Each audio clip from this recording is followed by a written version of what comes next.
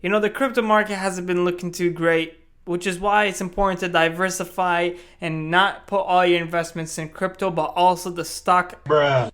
Okay, the stock market isn't looking that great either. Maybe we should buy some gas? Okay. All right. How about, let's see how real estate's okay, wow, that's a lot of money. Okay. What about the dollar store? I mean, everything has to be a dollar, right? Nah, you gotta be playing. It's literally called the dollar. Now, it's safe to say that the economy isn't looking too well, and this is for not just the US, but the whole world. And it seems like any type of investment that you have in anything you buy is just gonna be devalued, except for a Hezbollah NFT, because, I mean, like, regardless of what the price of ETH is, these babies are priceless. I mean, look at them. They're made after the great Hasby. But on a real note, all of these shenanigans that's happening in the economy right now has kind of raised a question on whether or not there's a recession, which led me to make this video in which I'll basically explain what a recession is, if there's actually one coming, and what we can do when there is one, because all my homies gonna eat, which you guys are okay.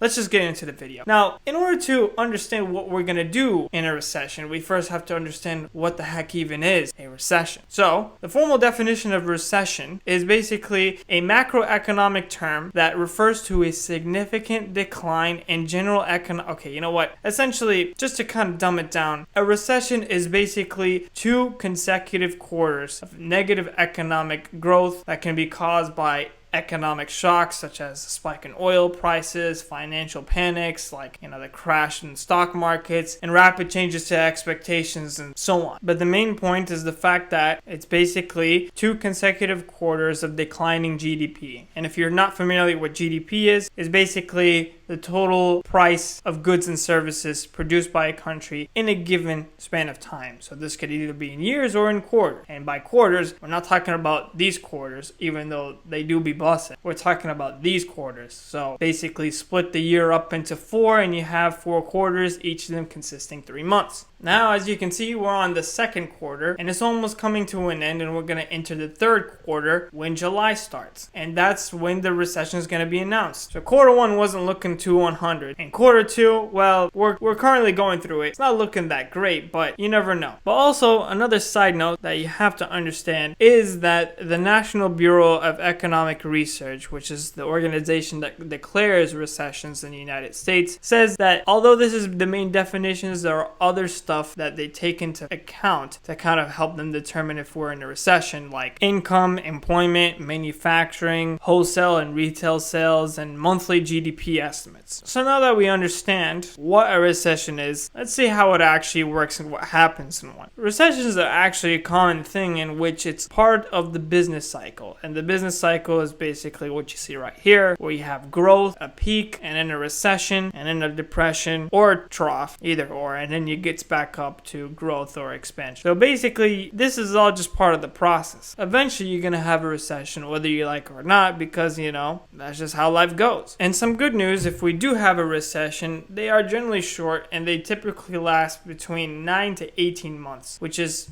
a lot shorter than your average expansion, which is when the economy is busting. But what's not busting is the impact of recession, which is the loss of jobs. Some businesses are going to go bankrupt, and it's basically going to be a difficult time to find jobs. But one of the few, if not only good thing about recession is that it cures inflation, and the government will try to bring down taxes around this time too. Now, we're almost there, almost going to give you the deets on how you could win in a recession, but let's actually understand how we actually get here. Well, technically, one was supposed to happen during COVID because business was not booming at that time because everyone was in quarantine. But thanks to the stimmy, business was booming, and the stock market went up, and we had all that fiasco with GME and all that. It was a wild time, and you got the NFT. It was a grand old time. Stocks only go up. Stocks only go up. But like all great things, they have to come to an end eventually. And so now we're basically feeling the pain of that because there's more money in the system. So basically, let's say you had $2 and let's say they printed out an extra $2. Your $2 are technically worth $1 because they're worth 50 cents each. Congratulations, you played yourself.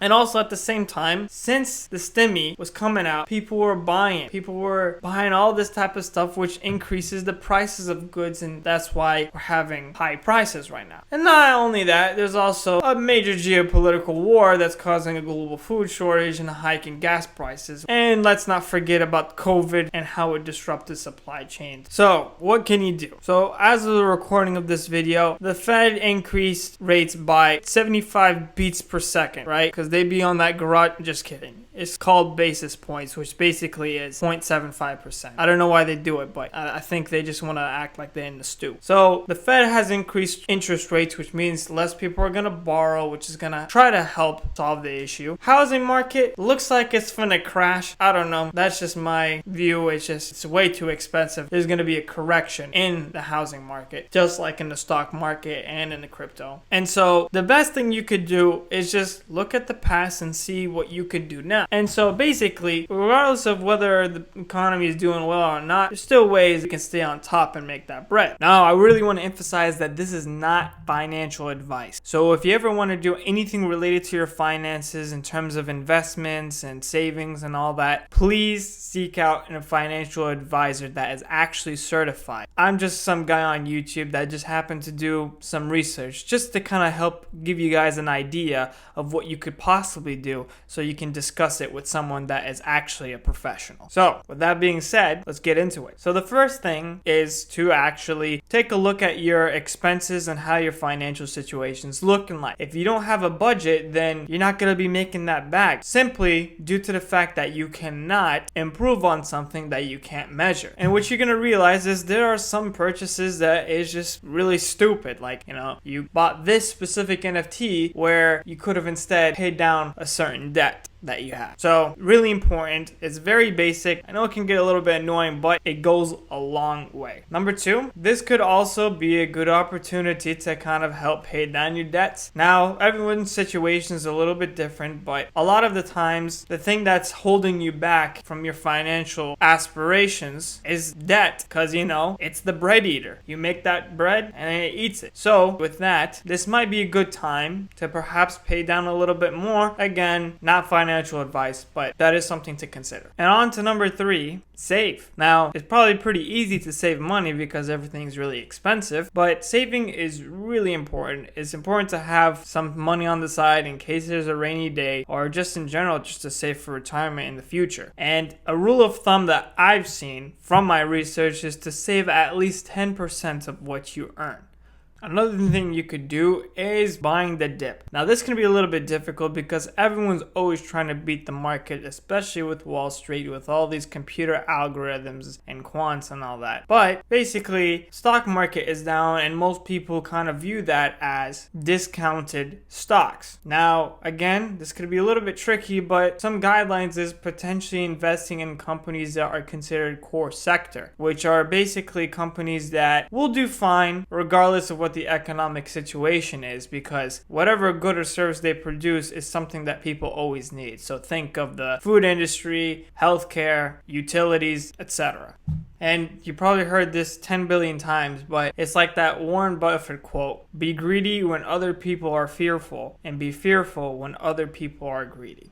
And the last piece of tip that I got from my research is to simply invest in yourself. Now, I know it sounds pretty cheesy, but you are the best asset that you have because you know where all the money is going and all the time that you spend on building up your skills. Try to learn something new or even do a side hustle. That way, when you build up your skills, you are more likely to get promoted, get better positions rather than be fired. And when you do side hustle, you can get some cash flow on the side, and so you can be bussin' regardless of how bussin' the economy is. That's pretty much it. So again, please consult a financial advisor. I don't want you guys to lose any money as a result of this video, but this is just for educational purposes. And to answer the question, will there be a recession? Well, no one really knows because 50 things can happen between now and when they announce the recession. So these are just certain things that are good regardless of what the economy looks like. And yeah, so thank you guys for watching the video. Really appreciate it, and take it easy.